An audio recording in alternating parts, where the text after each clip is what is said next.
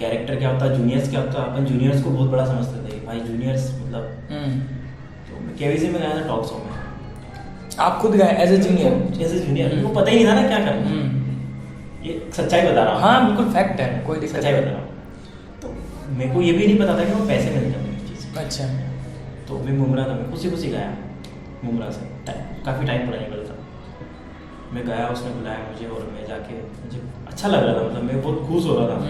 अमिताभ बच्चन देखने को मिल गया। अरे मतलब दूर से देखने को लोग से निकलता है तो कितने फोटोज वोटोज़ के लिए गाड़ी निकल के गए, मतलब लोग बंगलों के बाहर फोटोज निकाल के आते थे, तो सामने बैठे हुए तो अंदर से अलग ही फील हो रहा था। मतलब होता है ना पहली बार, कुछ नहीं पता था क्या होता है, लेकिन बहुत अच्छा लग रहा था।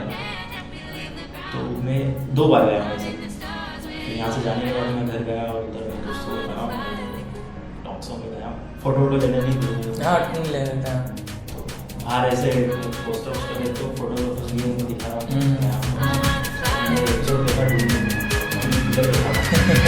एपिसोड देखा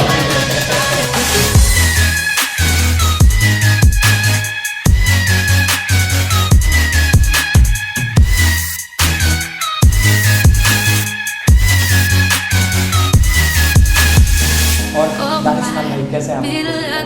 बहुत ज़बरदस्त, बहुत बेहतरीन।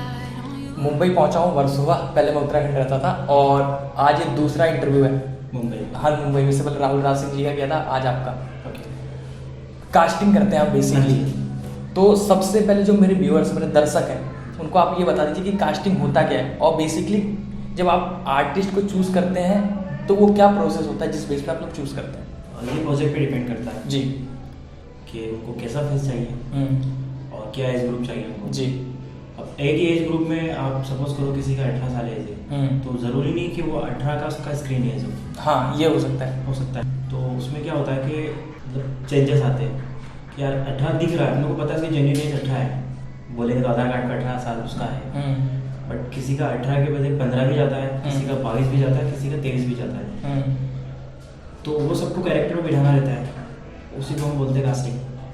और उसका एक्टिंग स्किल्स देखा जाता है कि हमारे कैरेक्टर में फिट है कि नहीं। अगर वो बाय फेस फिट है और ऑडिशन में फिट नहीं आ रहा, मतलब प्रॉपर डिलीवरी नहीं दे पा रहा डायलॉग वगैरह की, तो ऑप्शन और कुछ रखेंगे। तो बेसिकली इसी को कास्टिंग कहा जाता है। कुछ लोग अभी आए हैं जो नए नए, वो कास्टिंग डायरेक्टर बताते हैं अपने आप को और प्रोफाइल बना के फॉरवर्ड करना चाहिए, मैं उसको कास्टिंग नहीं बोला जाता। प्रॉपर कास्टिंग उसको बोला जाता है कि आपको किसी ने आप पे भरोसा करके कुछ काम दिया है। सपोज करो कोई प्रोजेक्ट है आपका, म्यूजिक एल्बम में बना रहे हो आप, आपको स्क्रिप्ट बता दी कि ये स्क्रिप्ट हो, ये अपने को चाहिए ऐसी। अब आप उसको पूरा पहले समझो कि स्क्रिप्ट में बताना क्या चाह रहे हो, दर्शाना क्या चाह रहे हो, मतलब दिखाना क्या चाह रहे हो। अब उन्होंने दिखाया उल्लू और तुमने बंदर ले जाके दिखा दिया, सही है, तो नाम आपका खराब होगा, काम उनका खराब होगा। सही है। और काम किसकी वजह से खराब होगा? आपके वजह से, हमारी वजह से। तो वो सब चीज़ों को देखना रहता है।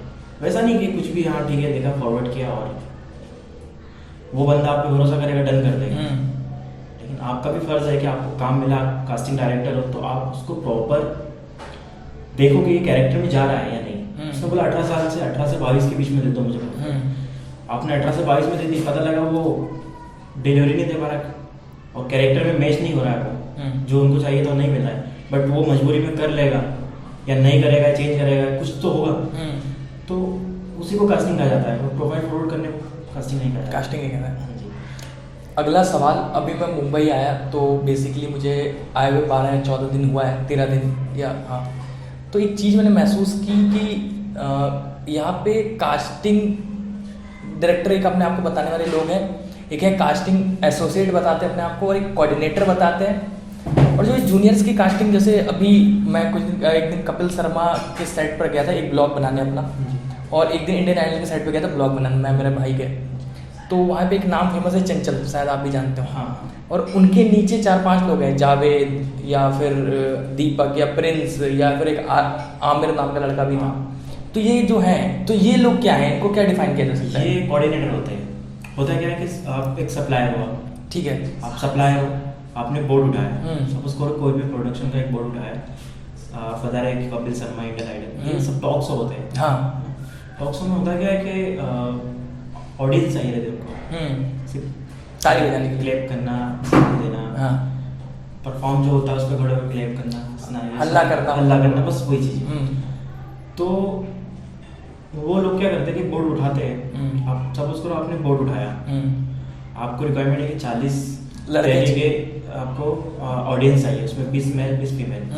अब आप तो रहे नहीं जाने से ढूंढने से, आप क्या करते हो, उनको जो बजट मिलता है आप अपना रख के और आगे उनको फॉरवर्ड कर देते हो। उनके जो मतलब असिस्टेंट बने रहते हैं, 5 उनके लड़के उनको बोल दे कि भाई तू 10 दे दे।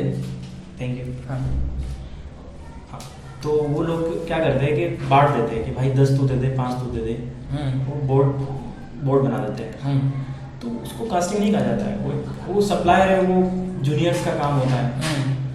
तो बेसिकली जूनियर्स ही जाते हैं उसमें।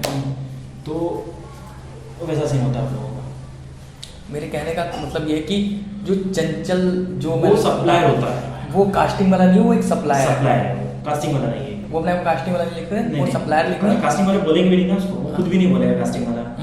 वो अपने आप का सप्लायर बोल सकता है, अगर बोलेगा भी तो गलत है वो। कास्टिंग वाला का काम ये नहीं होता ना, कास्टिंग वाला कैरेक्टर देता है। और ये जो सप्लायर होते हैं जूनियर्स का बोर्ड उठाते हैं। मतलब सपोज करो आपने बोर्ड उठाया कि मुझे इतने जूनियर्स डेली लगेंगे। जूनियर्स का डिपार्टमेंट अलग हो जाता है ना, पूरा डिपार्टमेंट अलग होता है, जूनियर्स का पूरा डिपार्टमेंट अलग होता है।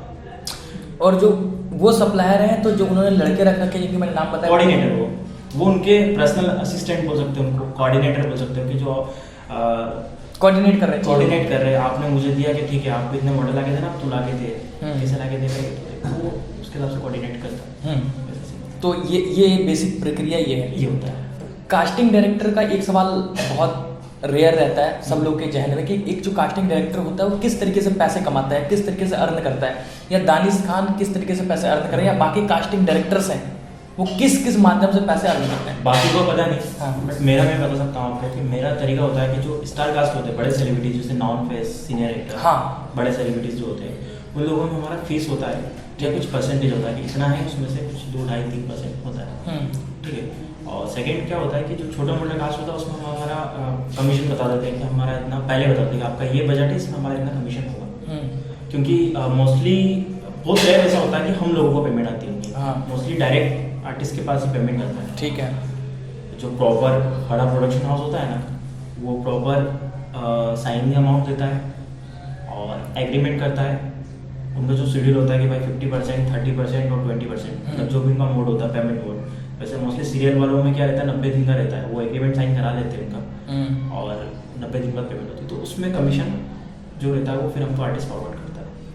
तो ये पूरा गेम ईमानदारी का है। अगर आर्टिस्ट आप पैसा रख लेता है उसके अकाउंट में है और आपको नहीं देता है, तो फिर अगली बार से आप लोग उसका ध्यान देना थोड़ा कम करते हैं। बहुत कम हुआ है मेरे साथ, 4-5 बार हुआ है, तो बट हर कोई नहीं करता है। और क्योंकि उसको डर भी होता है कि आज नहीं देंगे तो अगली बार काम नहीं मिलेगा। क्या फिर ऐसा भी होता है कि आप बाकी कास्टिंग डायरेक्टर से भी कहते हो कि इस फला व्यक्ति को काम मत देना है, पैसा नहीं, ऐसा मैं कुछ नहीं करता, मैं उसको कुछ नहीं बोलता हूँ। 4-5 बार उसको बोल दिया जाता है और फिर अभी भी मेरे पास ऐसे कुछ पड़े हुए 4-5 कॉन्टैक्ट जिनका पेमेंट मेरे पास नहीं आया है। अब नाम तो नहीं बोलूँगा, लेकिन नहीं। नॉन फेस की बात कर रहे हैं? नहीं, नॉन फेस नहीं, नॉन फेस तो पहले दे देगा आपको, जैसा आएगा ना आपको कॉल करके बोलेगा कि मेरा पेमेंट आ गया। कुछ होते हैं जो नए होते हैं जिनको ऐसा लगता है कि ठीक है टालना, कुछ भी मानने वाला नहीं होता। और मेरा मानना है कि जो होते हैं ना उनकी भी कुछ मजबूरियाँ होती है। जैसे आप भी उत्तराखंड से आए हो, मैं भी इंदौर से हूँ, ठीक है। वो लोग क्या होता है कि बाहर से आते स्ट्रगल रहता है, उनका पैसा इधर उधर हो जाता है, रेंट देना रहता है, काम होता नहीं है क्योंकि कंपटीशन तो है, कंपटीशन के साथ वो स्ट्रगल भी कर रहे हैं। तो फिर मैं भी उस चीज़ पे ज़्यादा हमें प्रेशर मिल रहा था। क्या कोई भी अगर कास्टिंग डायरेक्टर बनना चाहे, जैसे दानिश खान जब कास्टिंग डायरेक्टर बनना चाहते थे, या कोई अदर जो कास्टिंग डायरेक्टर बनना चाहता है, उसको किस दौर से गुजरना पड़ता है, उसको किस तरीके से शुरुआत करनी चाहिए कि एक दिन वो सफल कास्टिंग डायरेक्टर बन जाए? क्या प्रोसेस है उसका एक कास्टिंग डायरेक्टर बनने का? मैं सीधी वन लाइन में उसको कहूँ तो अभी भी मैं सफल नहीं हूँ। मैं जिस दौड़ में लगा हुआ हूँ, इस दौड़ में ही हूँ उसकी मैं, कुछ बड़ा करने की। और अगर कास्टिंग बनना है, डायरेक्टर बनना है, उसको तो कांटेक्ट होना चाहिए उसके पास। अब कांटेक्ट उसको एक आदमी का कांटेक्ट नहीं चाहिए, उसको हर तरफ का कांटेक्ट चाहिए। तो क्या उसको क्या सीखने की नीड नहीं है? उसके कॉन्टैक्ट्स है तो काम कर जाएगा वो? नहीं, सीखने की नीड है। तो पता है ना आपको, मैंने सबसे पहला क्वेश्चन आपका जो था कि कैसे कैरेक्टर में बिठाएगा, पहले ट्रेन एक बार किसी को असिस्ट करो आप। जो अच्छे कास्टिंग डायरेक्टर्स हैं। जरूरी है अच्छा, जो मार्केट में अच्छा काम कर रहा है, जो अच्छी कास्टिंग देखता हो, जरूरी है बड़े प्रोजेक्ट करे, नामी ग्रामी प्रोजेक्ट करे। मैं ऐसा नहीं बोल रहा हूँ कि धर्मा किया उसने या एक्सेल किया, कुछ बड़े प्रोडक्शन में उसने कास्टिंग की, जरूरी नहीं। कोई भी छोटा प्रोडक्शन हाउस या कोई भी एक अच्छा कास्टिंग डायरेक्टर हो जो कास्टिंग करता रहता है और उसको पहले से नॉलेज हो, उसको पहले एसिड करे और फिर उसको समझे क्या होता है कास्टिंग की लैंग्वेज क्या होता है, क्योंकि ये प्रैक्टिकली होगा तो ही समझ पाएगा वो। मैं ऐसा ऑरल बताऊंगा तो समझ में नहीं आएगा किसी को। तो कोई भी लड़का मतलब बेसिकली आए तो किसी अच्छे कास्टिंग डायरेक्टर को पकड़े, फिर उससे कुछ सीखे। अगर उसको लगता है कि मेरे को कास्टिंग करना है, वैसे मोस्टली यहाँ जितने भी लोग आते हैं 99% वो एक्टर बनने ही आते हैं, 99%। कुछ एक दो मेरे जैसे जो होते होंगे कि कास्टिंग में के जो अभिषेक बनर्जी इसके उदाहरण भी वो खुद ही एक्टर है, हथौड़ा से। तो एक दो परसेंट मेरे जैसे, 1% ही बोलूँगा, मेरे जैसे कुछ लोग होते हैं जो उनका मोटिव होता है एक्टिंग करना। मेरा पैसेंस नहीं है एक्टिंग, मेरा पैसेंस ये है मैं कास्टिंग करूँगा और हमेशा कास्टिंग करूँगा। एक्टिंग मैंने की है, बट कहाँ पर की है, जहाँ पर मतलब बॉन्डिंग आ जाती है तो बोलते हैं रिलेशन। मैं ऐसा प्रोफेशनली कास्टिंग एक्टिंग नहीं करता हूँ, मेरा प्रोफेशनल कास्टिंग है, सिर्फ और सिर्फ कास्टिंग। कैसे रही है दानिश खान की जर्नी, बचपन से शिक्षा और किस स्कूल में पढ़ाई की, पिताजी का एरिया ऑफ बैकग्राउंड क्या था, और कहाँ से कॉलेज किया, और उसके बाद कैसे आना हुआ, कैसे पहली बार जहन में आया कि उनको कास्टिंग करनी है, कास्टिंग डायरेक्टर बनना है? अच्छा क्वेश्चन। एक्चुअली मेरे फादर गवर्नमेंट टीचर हैं जी, ठीक, और मैं भी इंदौर से हूँ, और मेरे को शुरू से मैं ऐसा कुछ देखता था, मतलब एक्टिविटीज़, मेरे स्कूल में डांस वगैरह होता था, मेरे को डांस नहीं आता था, बट मेरे को एक्टिविटीज़ करना काफ़ी पसंद था। तो मेरे मतलब मेरे जो मैं स्कूल में था, पहले IPS में मैं था। पूरा नाम बताइए, बढ़िया लगेगा एड्रेस के साथ। IPS एकेडमी इंदौर, अपना पीथमपुर रोड। तो वहाँ पर मैंने मतलब हमारे वहाँ पर बहुत सारी एक्टिविटीज़ होती थी, मतलब ऐसा नहीं कल्चरल एक्टिविटी। हाँ कल्चर। तो वहाँ से कुछ शोज निकलते थे बाहर, फैशन शो, रैंपॉक। तो मैं छोटा सा देखता था कि ये लोग कर रहे हैं, मैं भी कुछ करूँगा। मैंने भी रैंपॉक किया है और काफ़ी फैशन शोज किए, मतलब ऑर्गेनाइज भी किए और खुद भी स्टार्टिंग किया। तो वहीं से कुछ ऐसा आया था, मेरा एक बंदा मिला था मुझे, ये मुंबई में मुमरा में रेहान करके बंदा है, वो म्यूजिक वीडियोस बनाता था, दिल्ली का बंदा। तो हम लोगों ने चैनल स्टार्ट किया ग्रुप के साथ, तब यूट्यूब चैनल दिल्ली में। वो सिंगर है, बेसिकली सिंगर है, तो हम लोगों ने ऐसा चाह के म्यूजिक वीडियो निकाले। फिर हमने ऐसा म्यूजिक बनाया और चलता रहा थोड़ा टाइम तक। फिर ये म्यूजिकली आ गया था टिकटॉक, फिर उधर हम चालू हो गए थे। फिर उधर मेरे साथ बॉन्डिंग बनना चालू हो गई थी, कैसा जैसे कुछ अच्छे क्रिएटर्स जो क्रिएटर फेम में आ गए थे। हाँ फेम में आ गए थे, उन लोगों से बॉन्डिंग हुई थी। तो मैं फिर एक जैन इवेंट के नाम से मैंने खुद का एक कंपनी स्टार्ट किया था, छोटा सा कंपनी था। तो मैं कुछ ऐसा इवेंट नहीं करता था, वेडिंग इवेंट, बर्थडे पार्टी, ये सब नहीं करता था। मैं सोशल मीडिया से जो सेलिब्रिटीज़ होते हैं उन लोगों को meetup, pool party, DJ party या होता है ना एक्टिविटीज़ होती है, वैसा कुछ हम लोग करते थे। बस वहीं से हमारा निकला है सब कुछ। फिर आना जाना लगता रहा। मैंने भोपाल, मुंबई, इंदौर, कलकत्ता और हाँ हैदराबाद, यहाँ सब जगह पर इवेंट मैंने खुद से की, मेरी खुद की कंपनी। तो बस कांटेक्ट बनते गए और फिर धीरे धीरे आगे बढ़ते गए, जैसे लोगों से कांटेक्ट हुआ। और स्टार्टिंग में आया था तो मेरे को नॉलेज नहीं था कि क्या होता है, कि भाई मूवी की शूटिंग कैसे होती है, वेब सीरीज की कैसी होती है, इसमें कास्टिंग डायरेक्टर का काम क्या होता है, और कैरेक्टर क्या होता है, जूनियर्स क्या होता है। अपन जूनियर्स को बहुत बड़ा समझते थे, भाई जूनियर्स मतलब। तो मैं KBC में गया था टॉक शो में। आप खुद गए एज ए जूनियर? मेरे को पता ही नहीं था ना क्या करना। ये सच्चाई बता रहा हूँ। हाँ बिल्कुल फैक्ट है, कोई दिक्कत सच्चाई बता रहा हूँ। तो मेरे को ये भी नहीं पता था कि वो पैसे मिलते हैं मेरी चीज़। अच्छा। तो मैं मुमरा था, मैं खुशी गया मुमरा से, काफ़ी टाइम पुरानी बात था। मैं गया, उसने बुलाया मुझे और मैं जाके, मुझे अच्छा लग रहा था, मतलब मैं बहुत खुश हो रहा था। अमिताभ बच्चन देखने को मिल गया। अरे मतलब दूर से देखने को लोग ऐसा निकलता है तो कितने फोटोज़ के लिए गाड़ी निकल के गए, मतलब लोग बंगलों के बाहर फोटोज़ निकाल के डालते, तो सामने बैठे हुए हैं तो अंदर से अलग ही फील हो रहा था। मतलब होता है ना पहली बार, कुछ नहीं पता था क्या होता है, लेकिन बहुत अच्छा लग रहा था। तो मैं 2 बार गया हूँ वैसे। फिर यहाँ से जाने के बाद मैं घर गया और उधर मैं दोस्तों को बता रहा हूँ, भाई देखो टॉक्सो में गया हूँ, फ़ोटो वोटो लेने नहीं देते थे। हाँ, नहीं ले लेते हैं। तो बाहर ऐसे जो पोस्टर वोस्टर देते हो, फोटोज वोटोज लिए उनको दिखा रहा हूँ गया हूँ टॉक्सो में। सब मैंने एपिसोड देखा ढूंढने को कि मैं किधर बैठा हुआ कुछ नहीं मिला कुछ नहीं मिला, दूर दूर तक कुछ नहीं, ब्लर ब्लर था पीछे बिठाया था उन्होंने। तो अपने को पता भी नहीं था ना क्या होता था। उन्होंने कॉस्ट्यूम वॉस्ट्यूम बताया, मेरे को एक कॉस्ट्यूम बोला था, मैं 6 कॉस्ट्यूम रख के लेके गया था। तो ढूंढा मैंने इसको, एपिसोड में नहीं मिला उसमें। तो बस वहीं से मेरा स्टार्ट हुआ, मैं वैसे ही कुछ करता रहा और फिर कुछ कॉन्टेक्ट बने मेरे और फिर बस चलती रही कहानी, वहाँ से स्टार्ट हुई अपनी और आगे बढ़े फिर। बट मेरे को एक्टिंग का शौक नहीं था शुरू से और अभी भी नहीं है। क्योंकि मैं मतलब मेरे को मतलब अंदर से फील नहीं आता कि मैं एक्टिंग करूँ। मेरे को कास्ट करना बड़ा अच्छा लगता है और मैं कास्ट पे ऐसा नहीं कि कुछ भी उठा के, मेरे पास बहुत सारी प्रोफाइल्स डेली की आती है नई, और कुछ लोग बार बार मैसेजेस भी करते हैं। तो ज़रूरी नहीं होता कि हर किसी को उठा के, मेरा फ़र्ज़ है कि मेरे को काम कैसे मिलेगा, मेरे काम से ही मुझे काम मिलेगा। अगर मैं अच्छा काम दूंगा ना तो मुझे 10 बार बुलाएंगे। अगर मैंने पहली बार में गंदा कर दिया तो वो खुद तो नहीं बुलाएंगे, 10 लोगों को बुलाएंगे, उसको कभी आएंगे। सही है। तो मैं काम को लेकर सीरियस होता हूँ। फिर कभी कभी ये भी होता है कि मैं पूरी रात नहीं सोता हूँ, दूसरा दिन भी हो जाता है और तीसरा दिन फिर मेरे को शूट पर निकलना पड़ता है।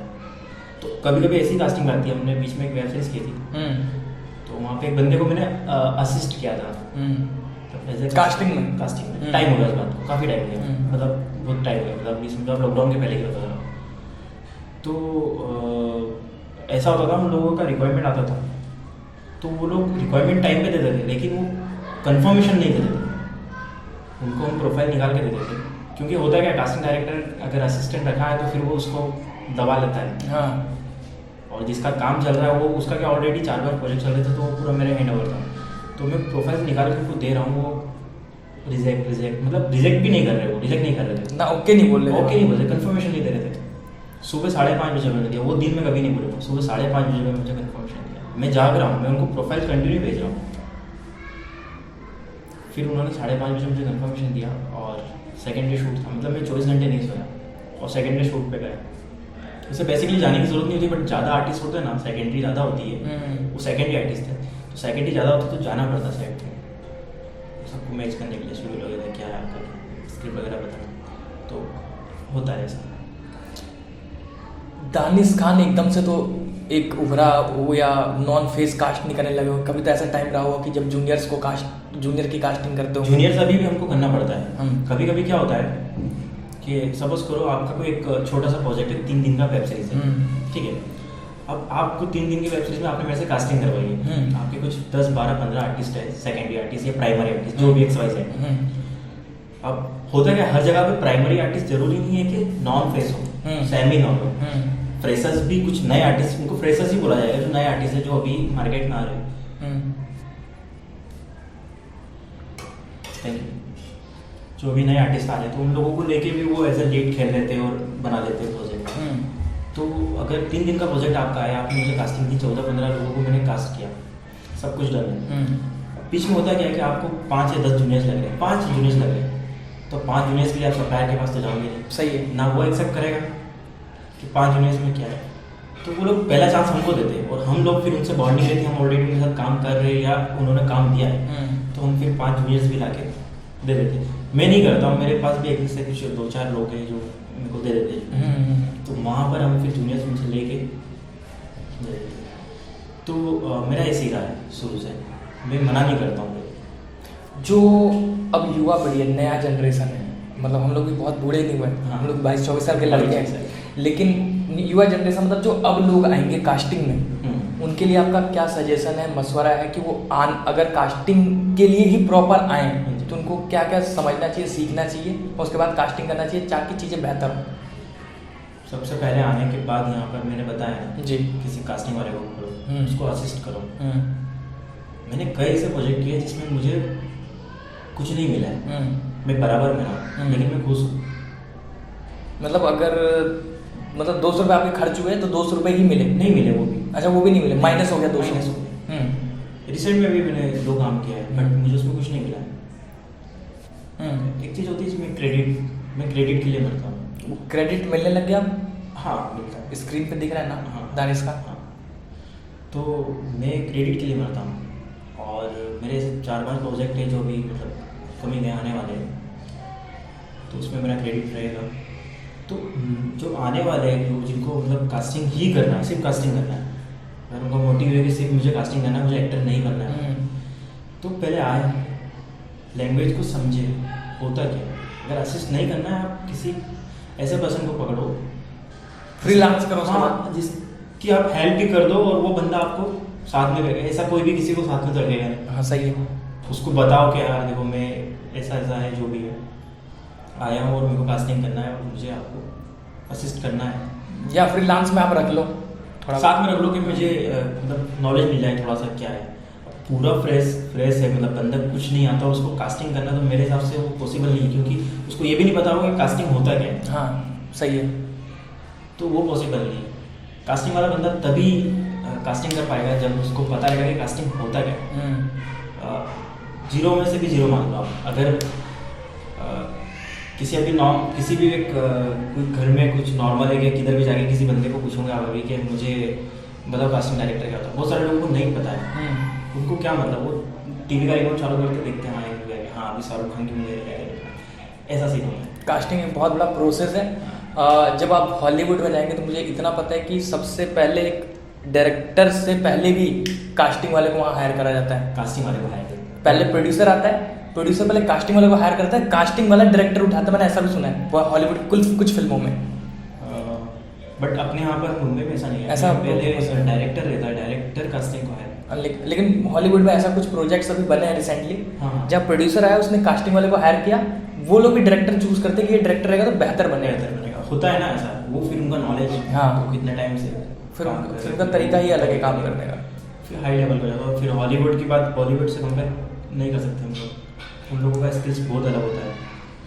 मैं बहुत सारे कास्टिंग डायरेक्टर्स को देख रहा हूँ, जैसे एमसीसी कंपनी के मालिक हैं मुकेश छाबड़ा जी, कास्टिंग वे के मुखिया अभिषेक बनर्जी, मेरे ख्याल से कास्टिंग वे उन्होंने छोड़ दिया, 4 दोस्त थे वो।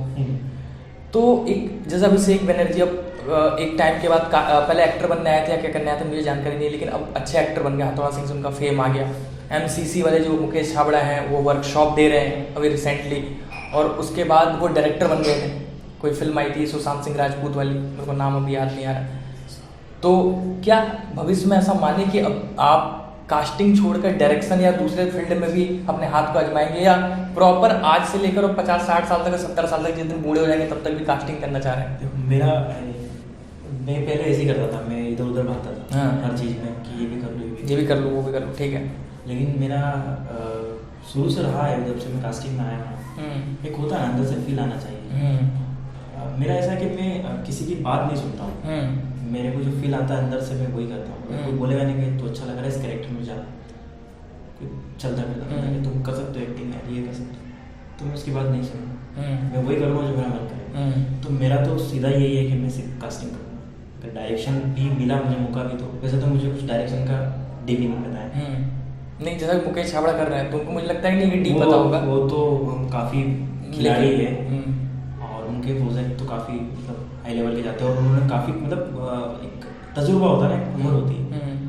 तो मेरा तो ऐसा कुछ है ही नहीं। एक जिन समस्याओं से मैं अभी मुंबई आया हूँ, मुझे 31 को मैं पहुँचा और आज 12-14 दिन हुए, मेरे संग कुछ लोग और आए हैं मेरे मित्र मंडली वाले।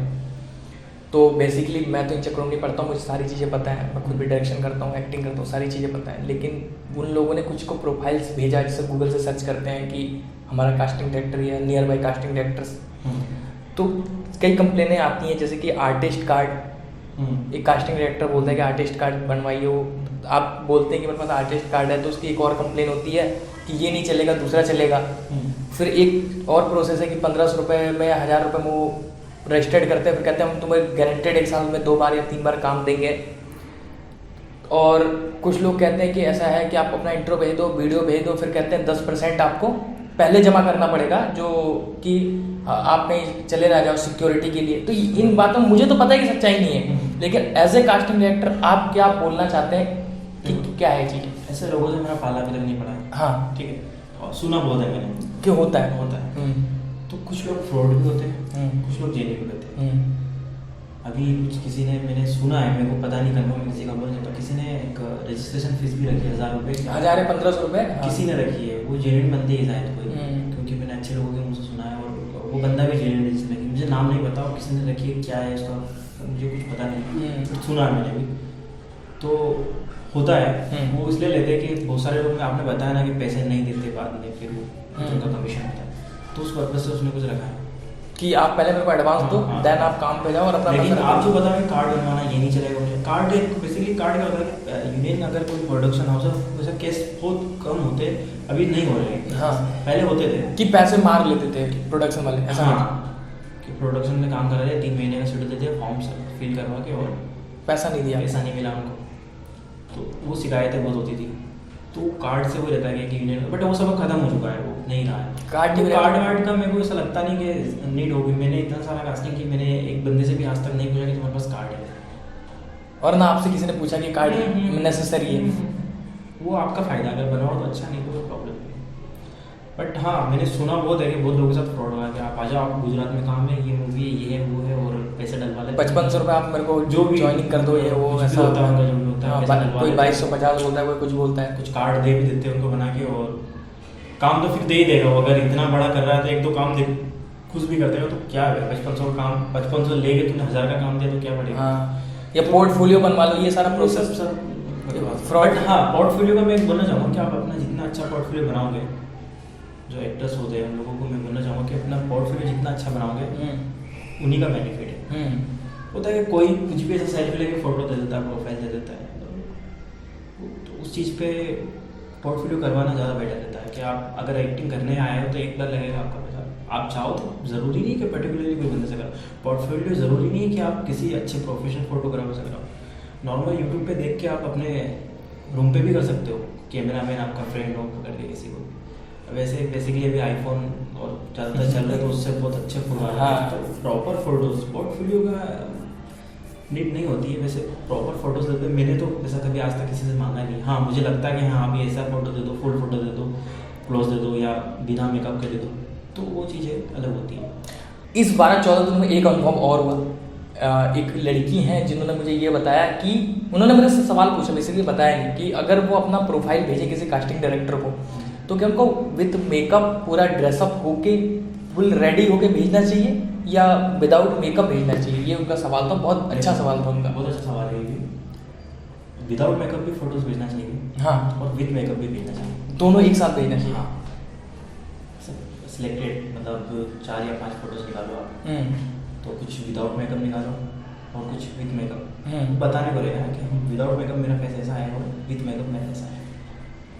अब एक सवाल और बढ़िया है कि दानिश खान ने कास्टिंग की पूरी बात बता दी। दानिश खान ने एक अच्छा जर्नी बताया, हर चीज़ पर बात किया। दानिश खान ये भी बता दें कि उन्होंने कौन कौन से प्रोजेक्ट्स किए हैं, भले उसका क्रेडिट उनको मिला हो या ना मिला हो, क्योंकि इंडस्ट्री थोड़ी पार्शलिटी होती है। मैंने देखा है कि कभी कभी डाल देते हैं, कभी कभी नहीं डालते हैं। एक मेरी बहुत अच्छी फ्रेंड है मानसी पांडे, लखनऊ से, अष्टभुजा पांडे, उन्होंने बहुत बड़ी बड़ी फिल्में की हुआ, मैंने खुद देखा उनको करते हुए सेट पे। लेकिन उनको मैक्सिमम 90% ऐसा ही होता है उनके साथ कि उनको क्रेडिट नहीं मिलता। अभी एक कोई फिल्म आई थी गणेश आचार्य की, जिसको मनोज शर्मा ने डायरेक्ट किया, तो बहुत बड़ी फिल्म थी। उसमें पहली बार उनको एक फुल फ्लैज क्रेडिट मिला, जिससे बहुत खुश थी।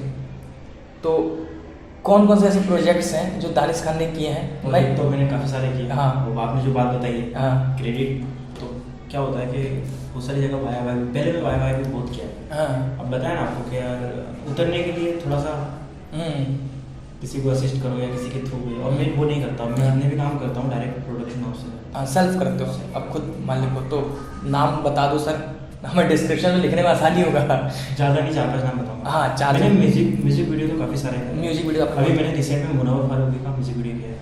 मुनव्वर फारूकी का म्यूजिक वीडियो किया आपने रिसेंट में? ठीक है। उसके अलावा एक प्रीत बांद्रे, ये क्या है? प्रीत बांद्रे एक सिंगर है, हाँ, मराठी, और काफ़ी फेमस है। उनका म्यूजिक वीडियो किया है मैंने। और वेब सीरीज़ किया है मैंने, क्रिप्टोमेनिया। ये शानदार। किस पे रनिंग चल रही है सोर्स? अभी पोस्ट अंडर प्रोडक्शन है। ठीक है, ठीक है, हो गया कंप्लीट। हाँ, क्रिप्टोमेनिया और शांताराम वर्सेस मैनी, जो कि बर्थफ्लिक्स पैनल है। और सब आया गया है। मैंने डोंगरी टू दुबई में भी मैंने आर्टिस्ट दिया था मैंने। एक्सेल प्रोडक्शन, उसमें भी मैंने वाया वाया थे, पूरे आर्टिस्ट नहीं थे, हाँ। सेकेंड डे में कुछ आर्टिस्ट थे मेरे। और स्वराज में मैंने कुछ फॉरेनर्स भेजे थे, स्वराज भी आया है, उमर गोमेज का शूट चल रहा है। कुछ सेकेंडरी आर्टिस्ट मेरे जय कन्हैया लाल में भी गए हैं सीरियल। और प्रिंट शूट काफ़ी सारे किया, और वैसे तो मुझे याद नहीं है, अगर आप पहले मुझे बता देते कि ये भी क्वेश्चन रहेगा तो मैं आपको पूरा लिस्ट दे देता हूँ, और अगर आपको डिस्क्रिप्शन में डालना तो मैं लिस्ट आपको दे दूँगा। बात में भी दे सकते हैं, कोई बहुत बड़ी बात और नहीं। काफ़ी किया मैंने ऐसा। और अभी मैंने एक इससे पहले भी एक एड शूट भी किया। एड शूट तो मैंने काफ़ी किया, मुझे भी नहीं पता कि मैंने एड शूट तो अभी रिसेंट में मैं बता देता हूँ आपको कि 3 महीने के अंदर ही मैंने कुछ 12-15 एड शूट किए। और डिजिटल एड शूट भी है उसमें। और वाया वाया मैंने शायद कोटक बैंक का भी किया है, वो वाया वाया था, मतलब डायरेक्ट नहीं था, हमारा एक बंदा था बट उसको कुछ आर्टिस्ट की नीड थी, होता ना कभी कभी हाथ बन जाते हैं, मतलब अर्जेंट में चाहिए। और अभी भी कुछ ना कुछ चल रहा है, मतलब मैं अभी जो मैं दौड़ में हूँ ना, कुछ बड़ी दौड़ में हूँ, तो बहुत सारे लोगों की शिकायत होती है कि प्रोफाइल सिंक नहीं करते, ये नहीं करते। हम लोगों का भी शेड्यूल बहुत ख़राब चल रहा है, मेरा शेड्यूल मतलब बहुत गंदा चल रहा है। हाँ, ये मैं पहले यकीन नहीं करता था, लेकिन जब से मैं बॉम्बे रहने लग गया हूँ तब से यकीन करोगे शेड्यूल बहुत अजीब है, कब सुबह से शाम हो जाता है कुछ और शाम से सुबह पता ही चल जाता है। और हमको मतलब आपको बता नहीं सकता मेरा इतना गंदा शेड्यूल, मेरी इतनी मीटिंगें चल रही है अभी, मतलब मैं बहुत ज़्यादा इधर उधर हाथ में मारा। अभी मेरे कुछ दो बड़े प्रोजेक्ट के लिए दौड़ रहा हूँ, दोनों बिग प्रोजेक्ट है, मतलब ऐसे प्रोजेक्ट है कि जो हर कोई जानेगा, तो उसकी दौड़ में चल रहा हूँ अभी। बस अल्लाह को दुआ है कि वो सक्सेस हो जाए, और जिस बंदे ने दिया है वो बंदा भी मतलब जेन्युइन है, और वो बंदा जो काम करेगा हमारे साथ, अब उनको तो मैं बोल ही नहीं सकता कि दिल से शुक्रिया बोल सकता हूँ। तब उन्होंने इतना बड़ा मेरे को मतलब काम दिया है, और मतलब मेरे पे भरोसा किया है, तो मैं उसके लिए बहुत ज़्यादा दौड़ रहा हूँ, बस ये बोल सकता हूँ।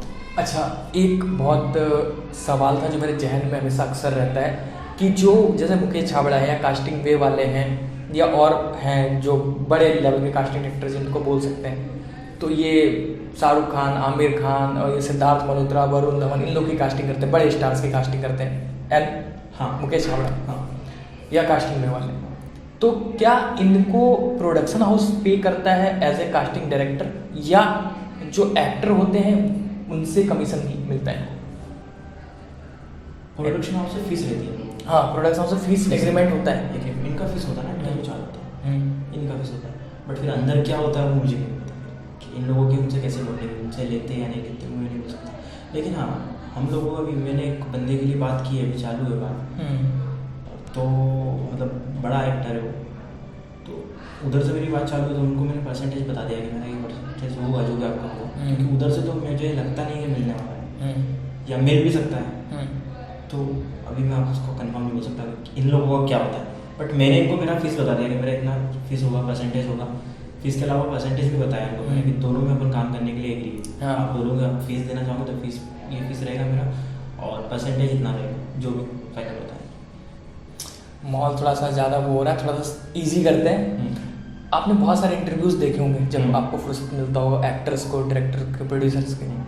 उस इंटरव्यू मैंने ये फील किया है कि इंसान से उसकी ज़िंदगी पूछ ली जाती है, उसका काम पूछ लिया जाता है, उसके माँ बाप के बारे में पूछ लिया जाता है, लेकिन कभी ये नहीं पूछा जाता है कि आपकी जो माता है, मम्मी, उनका जो नाना नानी से जो एक बॉन्ड रहता है वो किस तरीके का आपका रहा है, या कभी कोई ऐसी यादें हैं, या नाना नानी कहाँ से थे, कुछ अगर नाम याद हो तो।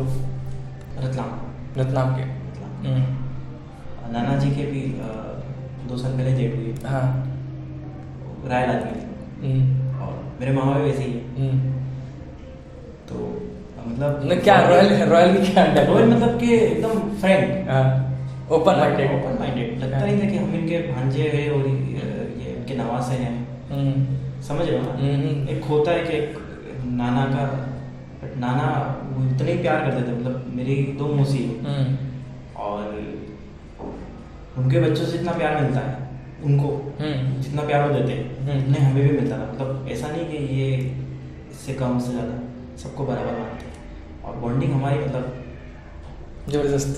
मामा मतलब एकदम मामा का मामा के मेरी गले में अटक के घूमते फ्रेंड जैसे। और मैं एक चीज़ बोलना चाहूँगा, नाना नानी से बॉन्डिंग हमारी मतलब पहले भी अच्छी है और अभी भी अच्छी है, वो मतलब अल्लाह का करम है कि मतलब शुरू से अच्छी है और अभी आगे भी अच्छी रहेगी। हाँ। तो ज़बरदस्त बॉन्डिंग है। और मेरी नानी जी नाना जी मतलब एकदम फ्रेंड है, पूरी फैमिली फ्रेंड है। मेरी मामी जो आई है, मामी भी मतलब हीरा है हमारा। अच्छा। मतलब उन्हीं की तरह मिल गई, वो भी इसी बोल। तो वो उनका भी ऐसा है कि मतलब वो भी मतलब ऐसा नहीं समझती, वो खुद के भांजा भांजों से ज़्यादा हम लोगों को लाड प्यार से रखती। जब भी जाना होता है हमारा तो मतलब बिल्कुल एकदम। और मामा का तो बता ही दिया, मामा तो बहुत ज़बरदस्त है हमारे। एक ही मामा है मेरे और काफ़ी ज़बरदस्त, वो भी ज़बरदस्त है। मतलब। और सेकंड ये है कि देखो मैं जो भी हूँ, जो भी कर रहा हूँ, पहला तो मेरे बड़े पापा ये दुनिया दिखाने वाले मेरे को है। अगर वो नहीं होता तो मैं कुछ कर नहीं पाता। अच्छा, ऐसा क्यों? उन्होंने हाथ पकड़ के आगे किया। मेरे पापा, मेरे मम्मी पापा जैसा तो मतलब शायद ही कोई होगा। मम्मी पापा, मेरे पापा भी कुछ अलग ही लेवल के फादर। मतलब ऐसा मतलब क्या प्रॉब्लम? मतलब प्रॉब्लम नहीं, मतलब फादर बहुत, मतलब ऐसे फादर किसी को ही नहीं होंगे इतने अच्छे हैं, इतने ग्रेट ह्यूमन। अरे बहुत ग्रेट है। मतलब मैं उसके कोई लफ्ज़ नहीं मैं बोलूँ। और मम्मी भी मेरी बहुत अच्छी है। बिल्कुल, ये आपके आंसू ये जाहिर कर रहे हैं कि आप क्या कहना चाहते हैं। और जो मेन जो दिखाने वाले दुनिया है मेरे बड़े पापा। मैं एक्चुअली क्या होता था कि शुरू में मैं मतलब मेरे बड़े पापा से मतलब मेरे बड़े पापा से इतना प्यार मिलता था मुझे कि मतलब उस टाइम के लिए, कुछ टाइम के लिए मम्मी पापा को मतलब भूल गया था। मेरे बड़े पापा भी फॉरेस्ट सर्विस में थे और मेरे फादर गवर्नमेंट टीचर थे। तो दोनों का थोड़ा सा मतलब क्या था कि पापा की ड्यूटी कुछ अलग थी और बड़े पापा की अलग। तो वो दोनों थोड़ा सा मतलब डिस्टेंस में रहते थे, दूर रहते थे, 50-60 किलोमीटर। मैं बड़े पापा के पास रहता था और मतलब उनके बेटों से ज़्यादा मुझसे प्यार करते थे वो। मतलब मेरे मुंह से निकल गया ये तो फिर वो सामने। और शायद ही मतलब इतना प्यार किसी को मिला होगा जितना उन्होंने मुझे दिया। तो आप लकी रहे हैं इस मामले में। बहुत, मतलब बहुत ज़्यादा। और उसके बाद था तो उनके बेटे ने, दोनों बेटे, अपने 2 बेटे, उन्होंने कसर नहीं छोड़ी। तो वो भी ऐसा रखते हैं मेरे को बिल्कुल। और मेरे मम्मी पापा तो फिर है ही सही। माँ बाप का तो कुछ बोला नहीं जा सकता, कोई लफ्ज़ ही नहीं होता लोगों के लिए। बिल्कुल। लेकिन मेरे बड़े पापा ने जो किया है शायद ही कोई, मतलब आजकल तो क्या होता है कि छोटी छोटी चीज़ों के लिए लड़ाई झगड़े हो जाते हैं। लेकिन बड़े पापा बहुत अलग थे उस मामले में, बहुत ही अलग। उनको बहुत मिस करता हूँ। जी जी, ये बहुत बढ़िया है। लगभग इंटरव्यू खत्म हो गया है। कुछ छोटे सवाल मेरे छोटे बच्चे हैं। रैपिड फायर देखते हैं, करण जौहर का शो आता है रैपिड फायर या मैं कुछ टाइम में अभी मैं 4 दिन से मुझे किसी ने बताया कि आप ताज़ा खबर देखो। अच्छा, ताज़ा खबर। उसमें मेरे एक आर्टिस्ट ने काम किया, बच्चे ने। हाँ, मतलब मेरे थ्रू नहीं, बट वो मेरा मतलब मेरे कॉन्टेक्ट में मिलता। हाँ। तो मुझे किसी ने बताया कि आप देखो, उस बच्चे ने भी अच्छा काम किया। वो ये बात उसको भी नहीं पता है। तो मैं सोच रहा हूँ उसको देखने के लिए, लेकिन मैं कब से सोच रहा हूँ उसको, 4 दिन से सोच रहा हूँ, बट मेरे को टाइम नहीं मिल पा रहा। और अपना भी शायद मंडे को मिलने का था। हाँ, मंडे, हाँ। लेकिन नहीं मिल पा रहा था। क्या है कि अभी मेरा शेड्यूल बहुत, और यहाँ आने के बाद तो आपको बैठ नहीं सकते आप खाली। अगर मैं खाली बैठा हुआ भी हूँ तो कुछ ना कुछ तो, क्योंकि इग्नोर नहीं कर सकते ना काम को। हाँ। कुछ आया तो उसको समझना जरूरी है। पता है अपने को ये चालू नहीं होने वाला है, टाइम लगेगा, लेकिन उस पर थोड़ा उसको समझना रहेगा। वैसे मेरे अभी 4-5 छोटे मोटे से प्रोजेक्ट भी है जो मुझे अभी करने वाला हूँ जनवरी में। करने वाला तो मैं पहले से ही था, मतलब अभी 11 जनवरी को स्टार्ट होने वाला था, बट वो किसी वजह से आगे बढ़ा। 2 एक शूट मेरे हाथ में है अभी, तो उसका स्क्रिप्ट भी अभी रेडी हो रहा है। तो वो सब चीज़ों में मैं इतना बिजी होता तो मैं कुछ देख नहीं पाता हूँ, समझ भी नहीं पाता हूँ। कभी छोटा मोटा टाइम मिलता तो वो रील्स स्क्रॉल कर लेता हूँ, उसके बाद फिर वापस काम पे, फिर डायरी खोल के बैठ जाता हूँ, फिर ड्यूटी चालू हो जाता है कि करना है। बेसिकली मेरा 1 2 4 5 सवाल है। बिल्कुल मैं चाहता हूँ कि आप दिल से जवाब दें, इसका कोई भी बनावटी या डिप्लोमेटिक आंसर ना हो। क्या दानिश खान में अहंकार है, घमंड? घमंड जब आता है तो वो घमंड तो पहली बार किसी को आना नहीं चाहिए। और घमंड तो मेरे में, मैं कैसे मैं बोल दूंगा कि मेरे में घमंड नहीं है मुझ में, तो वो भी एक तरीका घमंड हो जाएगा। तो ये तो आदमी, मेरे मुंह से तो मैं नहीं बता पाऊंगा। नेचर है, सामने वाला बंदा ही जज करके बताएगा कि मेरे में घमंड नहीं। और मैं चाहता भी नहीं मुझे कोई जज करे। अगर मैं बोल दूंगा मेरे में घमंड नहीं, तो ये भी सबसे बड़ा घमंड है। अगर मैं बोलूँगा मेरे पास तकब्बुर नहीं है, मेरे पास घमंड नहीं है, तो एक तरीके से वो भी घमंड ही गिनाएगा। लोगों को ये लगता है क्या कि मैं किसी की प्रोफाइल सीन नहीं करता हूँ या टाइम लग जाता है, तो उन लोगों को लगता है इसमें एटीट्यूड है, भाई मैं क्यों रखूँ एटीट्यूड, मेरा काम भी उसी से है ना। सही है। मतलब मेरी जगह अगर वो रह के देखे, मतलब मेरी हालत ख़राब हो जाती है, मैं जब बैठता हूँ मन निकाल के तो फिर मैं ऐसा स्क्रॉल करता हूँ ये वो, मतलब पूरा फोकस हो जाता है। खाना कभी कभी तो खाना रखा रह जाता है और मैं फिर तो मैं मेरे मुँह से इस चीज़ का जवाब नहीं दे पाऊँगा आपको। ये सामने वाला अगर या थर्ड पर्सन से पूछना जो मुझे जानता हूँ अच्छे से। आप में कोई ऐब है ना मेरे में है कि अगर कोई मुझे इग्नोर कर रहा है और कोई मुझे एटीट्यूड दिखा रहा है तो मुझे पसंद नहीं है, तो थोड़ा सा मैं वहाँ गंदा हो जाता हूँ, थोड़ा सा। ये चीज़ है मेरे में जो बाकी तो क्या है। दानिश खान, क्या कभी ऐसा होता है कि दानिश खान बहुत ज़्यादा परेशान हो जाते हैं और अकेले कमरे को बंद करके और चिल्ला चिल्ला कर रोते हो, जैसे पहले बचपन में रोते होंगे 2 4 3 साल में? बचपन से आज तक नहीं हुआ था। बचपन में नहीं रोते थे? आज तक नहीं रोया हूँ, बट वैसे नहीं जो आप बता रहे हो। क्योंकि मैं बताया ना आपको, मैं कोई चीज़ मैंने आज तक स्ट्रगल ही नहीं किया है। पहला तो अल्लाह का एहसान करम है कि इतने अच्छे मम्मी पापा जी, उसके बाद बड़े पापा ने आपको जो बताया वो तो ज़रूरत ही नहीं आने दी उन्होंने। मतलब एक आड़ बन के खड़े रहिए कि सपोज करोगे आपके ऊपर कुछ फायर आ रही है तो वो खड़े हो जाएंगे, ये गोली मेरे को लग जाए इस तरह, तो ज़रूरत ही नहीं है ऐसी कुछ। लेकिन हाँ बोल सकते हैं ये भी एक स्ट्रगल ही है, चल रहा है जो, बट मैं देखना चाह रहा हूँ क्या होता है स्ट्रगल। मैंने स्ट्रगल नहीं किया है। आप स्ट्रगल देखना चाहते हैं? होता है। एक अच्छे बेटे बन पाए? नहीं बन पाया। वजह क्या है कि हमारी फैमिली है ना इंडस्ट्री से काफ़ी दूर है, तो कहीं ना कहीं मुझे ऐसा लगता है, लेकिन वो मेरी खुशी के लिए उनको प्रॉब्लम नहीं है, लेकिन कहीं ना कहीं मुझे लगता है कि अभी तो नहीं लगता, बट पहले था कि यार क्या होगा क्या नहीं, क्या है ये सब चीज़ें। तो मुझे ऐसा लगता है कि मैं नहीं बन पाया अच्छा बेटा उस लेवल पे कि वो जो चाहते थे वो आप नहीं करे, आपने दूसरी दुनिया चुनी, बस सिर्फ इतनी सी बात है। तो वो चीज़ मेरे को लाइफ टाइम रहेगी कि हाँ बट फिर भी मैं कोशिश करूँगा अच्छा बनने की। वो तो मैं फिर लाइफ टाइम भी नहीं बन पाऊँगा। कोई भी बेटा अपने माँ बाप के लिए अच्छा बन नहीं सकता कुछ भी कर ले, क्योंकि वो जो कर देते हैं वो आप कभी नहीं कर पाओगे। मम्मी पापा जो आपके लिए करते हैं ना वो आप कभी नहीं कर पाओगे। दानिश खान को कभी प्यार हुआ है? किधर से घुमा दिया आपने? कहाँ से घुमा दिया आपने? नहीं घुमाया नहीं बिल्कुल। हाँ वाला कि मतलब एक आदमी की लॉयल्टी आ जाए जहाँ आदमी ठहर जाना चाहता है। हुआ है ना, धोखा भी मिला है। ऐसा क्यों? हाँ हुआ है, धोखा भी मिला है। इतने अच्छे लड़ने को धोखा दे दिया। अरे लोगों को भरोसा नहीं किसी का नहीं छोड़ती काटने में। एक्ट्रेस तो नहीं थी ना कोई? नहीं एक्ट्रेस नहीं थी, बिल्कुल सिंपल प्लेन। प्लेन तो नहीं, काफ़ी होशियार थी वो। उस समय पता चला, बाद में पता चला। हाँ उस समय पता चला, बाद में पता चला। पता तो लग रहा था लेकिन चीज़ों को इग्नोर कर रहा था। और कहीं ना कहीं अब क्या ही बोलूँ जवाब नहीं। और कुछ बस बहुत अच्छा लगा आपसे बात करके दानिश खान जी। और ये मेरा चैनल है फिल्मी चाणक्य। फिल्मी चाणक्य का मतलब होता है फिल्मी, मतलब फिल्मी लोग आते हैं, और चाणक्य मैं अपने आप को मानता हूँ क्योंकि मैं लोगों से सवाल पूछता हूँ, और चाणक्य काम ही है। तो मेरा चैनल फिल्मी चाणक्य, इसमें एक्टर, डायरेक्टर, प्रोड्यूसर, सिंगर्स, मतलब जो भी लोग आते हैं वो एंटरटेनमेंट इंडस्ट्रीज होते हैं। और हमारा जो मेन विजन है इस चैनल को लेकर वो यही है कि जो नई युवा पीढ़ी आ रही है या जो नए लोग इसमें घुसना चाहते हैं, चाहे एक्टर बनना चाहते हैं, प्रोड्यूसर बनना चाहते हैं। पहले प्रोड्यूसर को ही बनना चाहता था, लेकिन अब मैं कुछ जनरेशन से मिला हूँ जो अपने आप को प्रोड्यूसर बताने लग गए हैं। 20 साल के लड़के कहते हैं प्रोड्यूसर हूँ। होता होगा ना मुझे 10-15 हज़ार का प्रोजेक्ट तो शॉर्ट फिल्म भी बहुत बना रहे हैं। 10,000 रुपये लगा एक शॉर्ट फिल्म बनाने तो वो अपने आप को प्रोड्यूसर कहने लग गए हैं। आप यकीन नहीं करोगे, कल मैं अंधेरी से और नहीं अंधेरी से गोरे गांव के लिए जा रहा था, कोई व्यक्ति मेरे को मिले, व्यक्ति का बच्चा ही था, कोई मतलब 18-20-22 साल का होगा।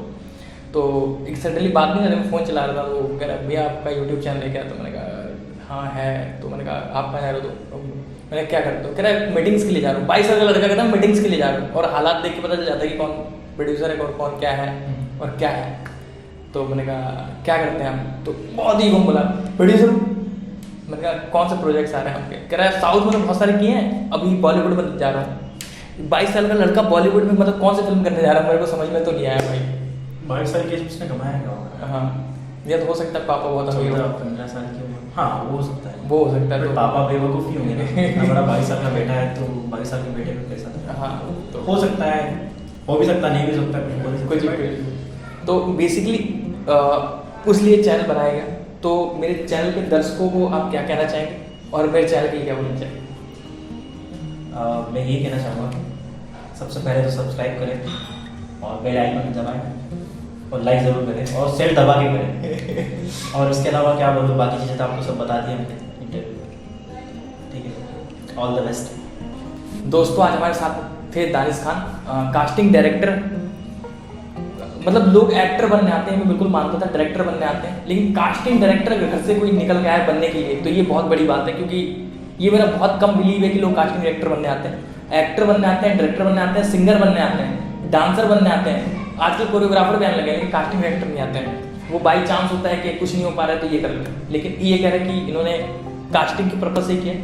बहुत सारे music videos, ad films, web series की हैं, वो इंटरव्यू में आपने सुन ही लिया होगा।